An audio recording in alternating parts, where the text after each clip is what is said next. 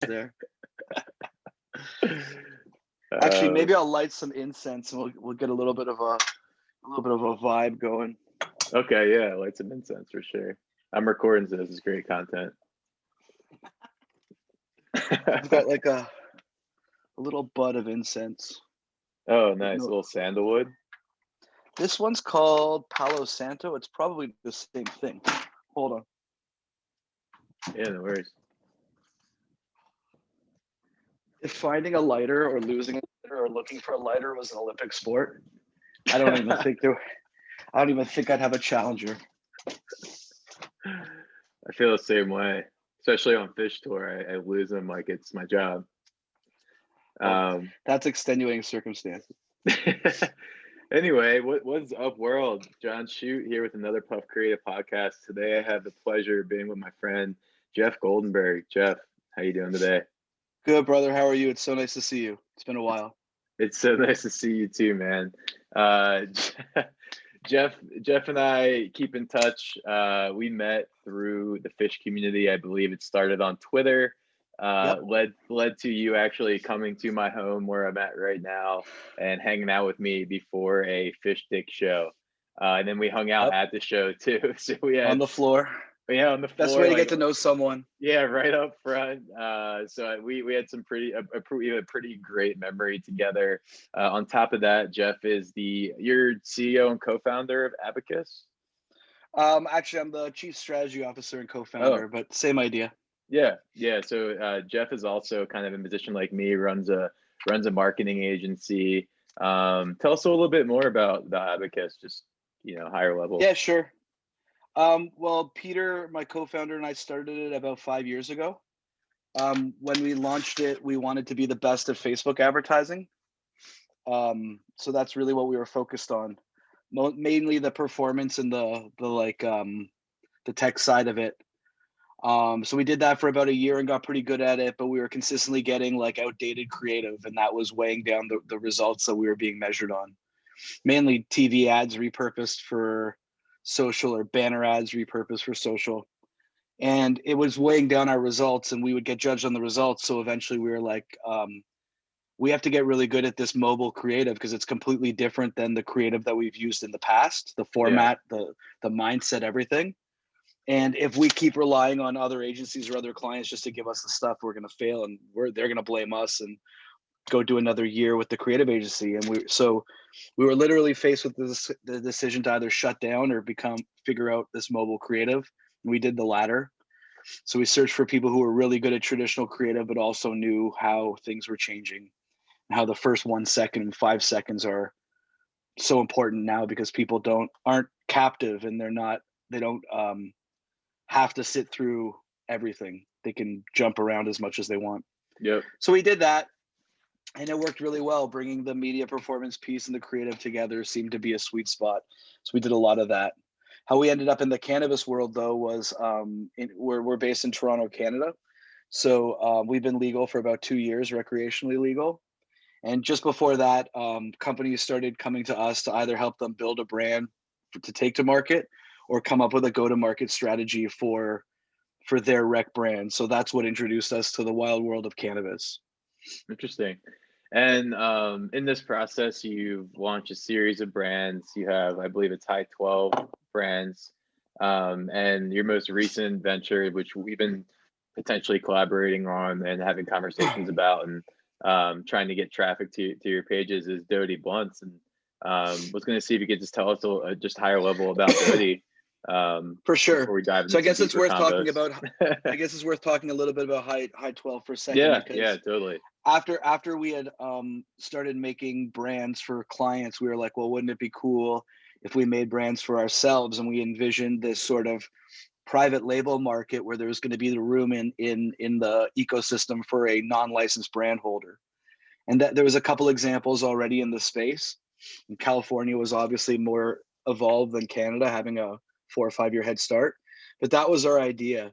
All the large cannabis growers were starting to get their stock prices battered and their value and losing so much money. Yep. And we had the opposite idea. We were like, what if we own nothing but IP? So high noon was, or high 12 interchangeable, was the answer to that. We matched up with some sort of banker types, and we had the banker types and the creative types, and the bankers went out and raised money, and the creative types searched for opportunities and brands and insights in the Canadian market, and ended up we launched 3 brands, but we probably incubated a dozen that are just in various stages. And then it became really good because we understood how to create brands based on good insights and predictions of where the market's going, but also how to bring the brands all the way through to the shelf, which is very, very complicated and also different no matter where you are. Yep. Being a matter of days away from the Dodi first production, I can tell you it is not easy to bring products to market in this space. And I guess that's why, like, you hear so many people talking and yapping, but you see so few products on the shelf. You got to be like a legitimate psychopath to deal with what you have to deal and have the tenacity to get all the way through to the end. So to answer your question about Dodi, and cut me off if I'm on too much of a tangent. No, I love it. I met Marshawn Lynch 3 years ago. Somebody asked me if I wanted to create a cannabis brand with him. I said yes, needless to say, because I think the intersection of sports culture and cannabis culture is so interesting, but also like pretty untapped. Yeah. And we could talk about why it's untapped in a minute. So that was 3 years ago, and we launched it 2 months ago. So you can imagine how long we talked about it. But over that time, we got to spend a lot of time together, work on a few different things, and get to know each other to the point where when he was done with the NFL, we felt it was time to bring the brand to market. And it's going to be launching in the Bay Area on 4/20 in a couple weeks. Thank you. Knock on wood. I'll take the congrats when it's actually there. But I'll circle back. Thank you. But yeah, everyone's very excited. That's awesome, man. So thanks. So we'll circle back to Abacus and Dodi in a little bit here. I wanted to just dive into your story a little bit more. Where 2 questions I like to kick things off is just where are you from, and when was the first time cannabis entered your life? Oh boy. I'm born and raised in Toronto, Canada. I've lived here all my life except for 4 years where I went to university in Montreal, which is a 1-hour flight, a 5-hour drive from here, so not that far. Although a very different city. More old Started school. Getting into what's that? I've been to Montreal. I used to live in Vermont, so it's kind of in between where I used to live. It's a little bit more. I was in like the old Montreal. It seemed a bit more old school. Where Toronto reminds me of like Denver, or like New York or something. Yeah, totally. More European feeling. It's also why I was there from 95 to 99, and if you cross-reference that with Fish and being just across the border from Vermont and from Massachusetts and some good New years. Jersey and all those places, yeah, it was some good years.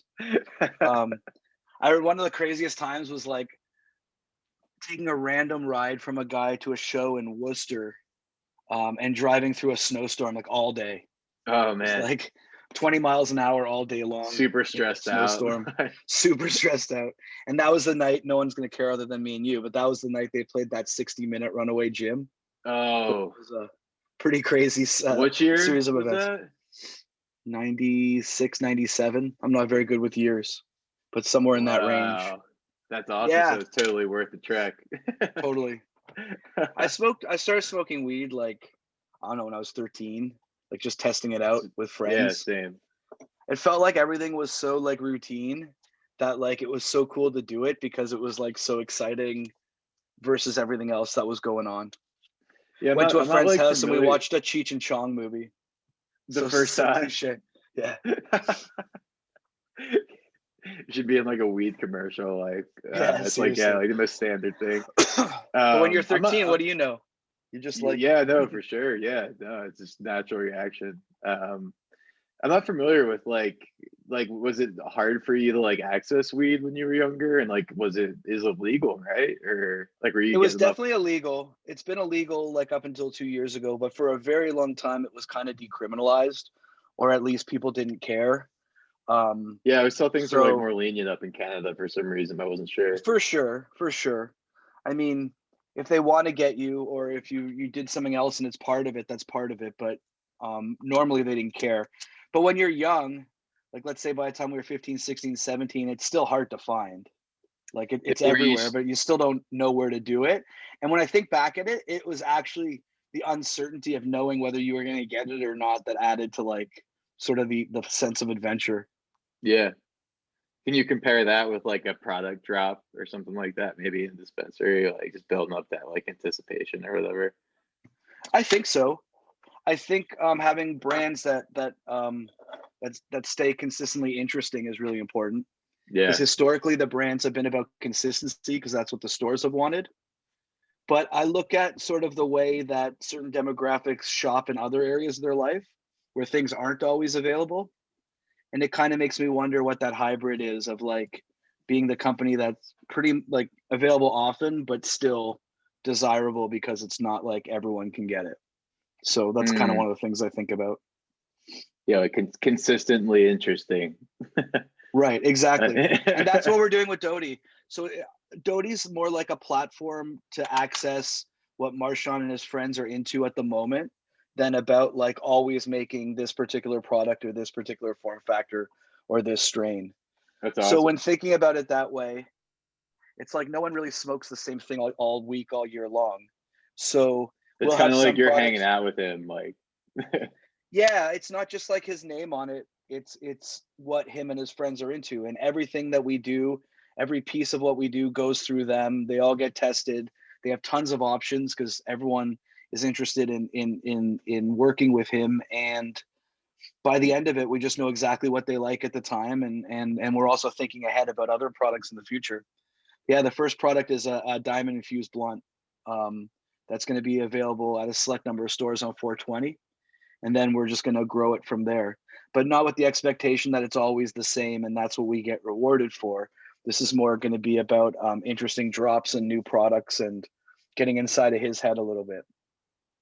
yeah. So for the 420 drop, mainly in the Bay Area, correct?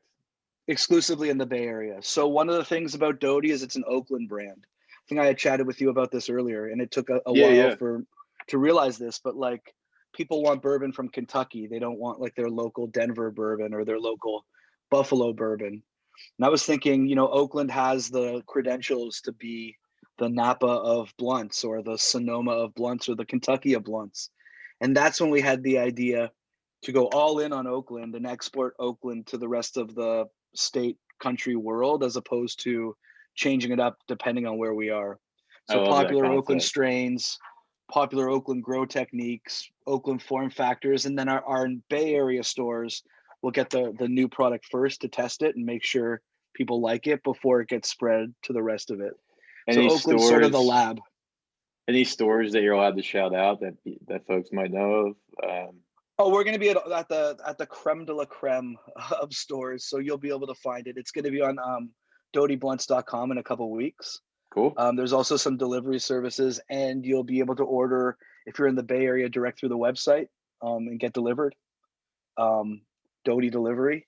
So And Dodi's DODI, that's correct? right. DODI. Yeah, it's a term that Marshawn and his friends made up and sort of mini popularized in the Bay for really good weed. It's funny, the other day we were coming up with the name for something, and he said, I know like this is your job and you get paid for it, but like this is what me and my cousins sit around doing all day, making up new words, twisting shit together, and just having fun. So when Yeah, it comes to him doing it, it's just like it's his natural element. And he's super yeah. creative and he's been really hands-on. Even from the first meeting, and the first meeting in Toronto at my office when he came in, he had some feedback on the logo we had mocked up. So him and Corey opened it in Photoshop and started like live editing it and working on it together. So he's been super dialed into it ever since. And a lot of the challenges And like that's the logo on your hat, right? Or the icon. this one, yep. So you see the diamond in the middle because Yeah. we're all about the diamond infusion. Um, so that's going to be a And you common say diamond theme. infusion, it's like the concentrate diamonds. Yes, sir. But that's really funny you said that because a Fox outlet, I think out of Nevada, um, wrote this like semi-racist article about how like superstar Marshawn Lynch putting diamonds in a blunt and got a whole bunch of people thinking that it was actual diamonds. Um, but it's not actual diamonds. It's THCA diamonds, which are like a an extraction Oh my technique, God. an extraction technique that produces very high concentrate THC in like almost a crystal form that could look like diamonds if they're big enough. Yeah. So obviously part of our challenge is going to be educating the market on Oh, what and the diamonds are diamond. and why we like them and what they Are do you to going to the. be kind of like mix matching the diamonds with the flower, or is there going to be some type of Yeah, so strategy there? so the first product is a 1.7 gram blunt that's Wow. infused with it. That's infused with the diamonds. So it'll test really high between the cannabis flower and the concentrate. Um, Wow. yeah, and I really think sort of that's the future of cannabis is like manufactured products where people can really put the R&D and time into coming up with really awesome flavor profiles and combinations in different ways. Because concentrates aren't always the easiest thing to ingest. Yeah, Um, so having them in a pre-roll really makes it a lot more user friendly. that's awesome. Is there what other products do you guys see, like any products you could share that maybe consumers can look forward to in the future out of Dodi that you're talking about? Or I'm sorry to I'd ask you all say these probably legal boundary questions. no, that's okay.